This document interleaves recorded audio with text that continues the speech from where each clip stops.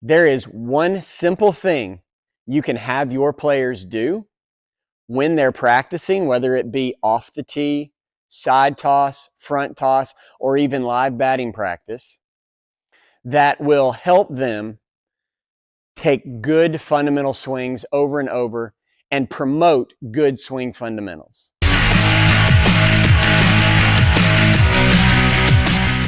That one simple thing that they can do, freezing at the end of their swing on balance. How long?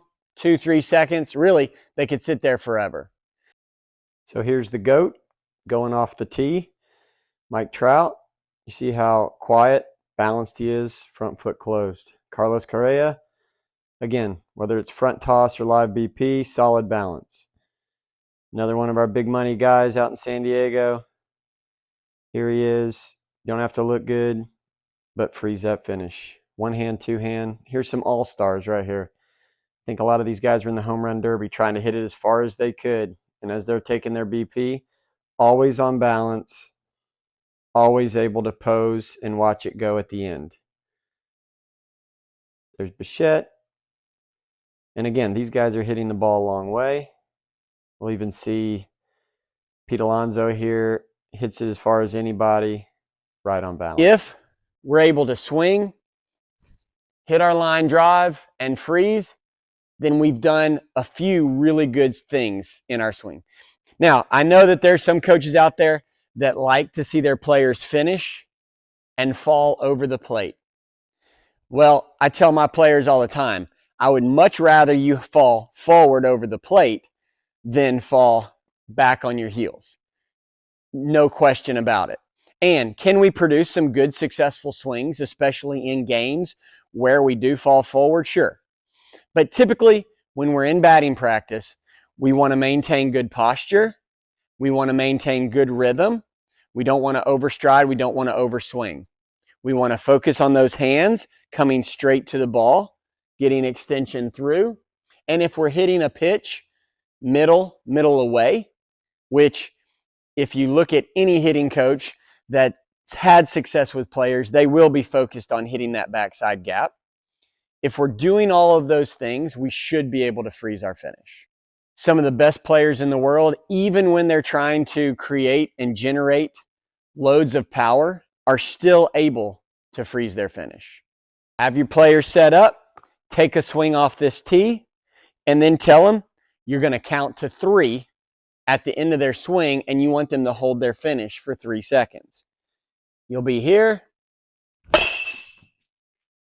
2, 3. Next ball, same thing, 2, 3. We will look at our front foot. Is our front foot still closed? We don't want that toe open, pointing to the pitcher.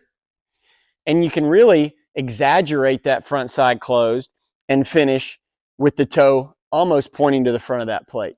But 45-degree angles, pretty typical.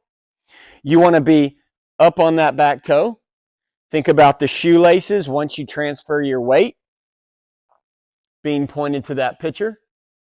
And then you want to see the bat and the hands finishing high and up over the shoulder.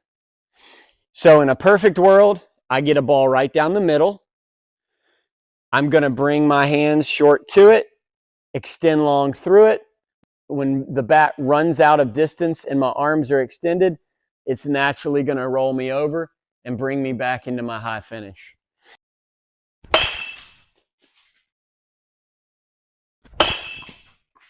So don't let coaches or hitting gurus get too deep in the weeds with you. There is an elite level of player. Those guys are breaking down videos. They're looking at the minutia, getting in the weeds. How can they get an extra mile per hour here? How can they get on plane for just a smidge longer here?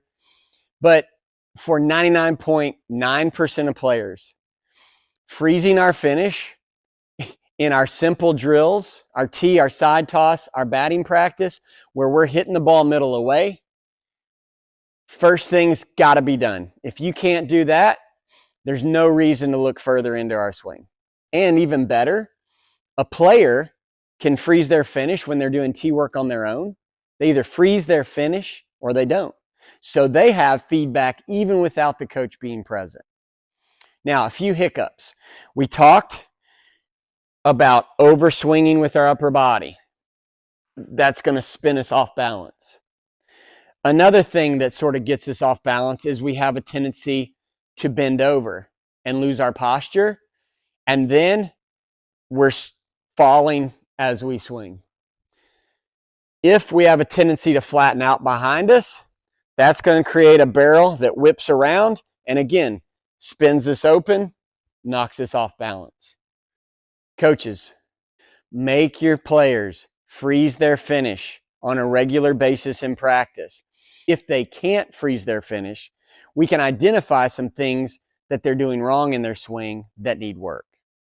I do have my players take some swings with a two-handed finish because you can't cheat a swing with a two-handed finish.